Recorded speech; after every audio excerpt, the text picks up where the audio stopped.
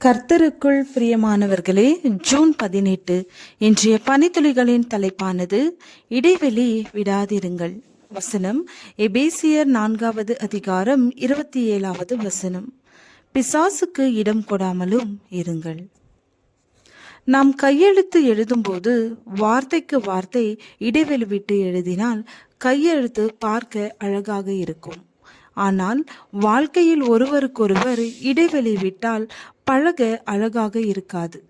இடைவெளியை மூன்றாவது ஒருவர் வந்து நிரப்பிவிட்டால் பின் அந்த இரண்டு பேரையும் ஒன்றிணைப்பது பெரிய சவாலாகிவிடும்.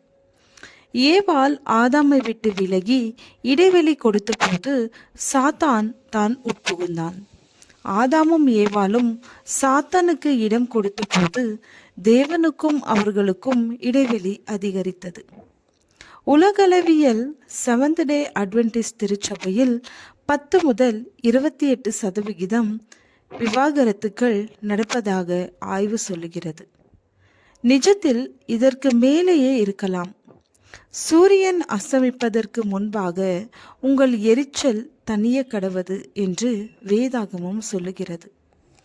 ஒருவரிடத்தில் காணப்படும் மனக்கசப்பை சரி செய்ய தாழ்த்தக்கூடாது.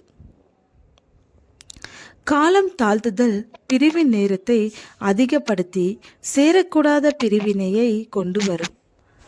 உறவில் மாத்திரமல்ல, நம் வேலையிலும் நாம் இடைவெளி விட்டு இன்னும் நேரம் செல்லட்டும் பார்த்து கொள்ளலாம், இன்னும் கொஞ்சம் வேலை சேரட்டும் செய்யலாம் என்று யோசிப்போம் என்றால் பிசாசுக்கு இடம் கொடுப்பதாகிவிடும். பிசாசானவன் தனக்கு கிடைத்த கொஞ்சம் இடைவெளியில் நம் மனதை முற்றிலும் மாற்றி விடுவான்.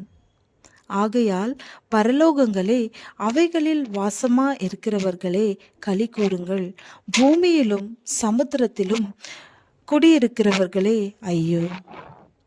பிசாசானவன் தனக்கு கொஞ்ச காலம் மாத்திரம் உண்டென்று அறிந்து மிகுந்த கோபம் கொண்டு உங்களிடத்தில் இறங்கினபடியால் உங்களுக்கு ஆபத்து வரும் என்று சொல்ல கேட்டேன். உலகம் அனைத்தையும் மோசம் போக்குகிற பிசாசு என்றும் சாத்தான் என்றும் சொல்லப்பட்ட பழைய பாம்பாகிய பெரிய வலு சர்ப்பம் தள்ளப்பட்டது. அது பூமியிலே விழ தள்ளப்பட்டது.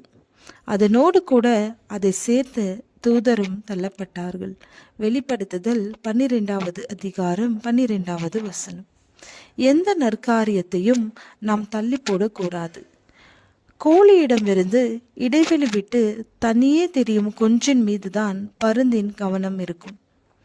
தேவனுக்கென்று கொடுக்கும் நேரத்தில் இடைவெளி இல்லாமல் பார்த்து கொள்வதுதான் நாம் ஜாக்கிரதையாக விழிப்புடன் இருக்கிறோம் என்று அர்த்தம். ஜெபம். சாத்தானுக்கு இடம் கொடாதபடி எங்களை விழித்திருக்க பண்ணும் கர்த்தாவே, ஆமேன்.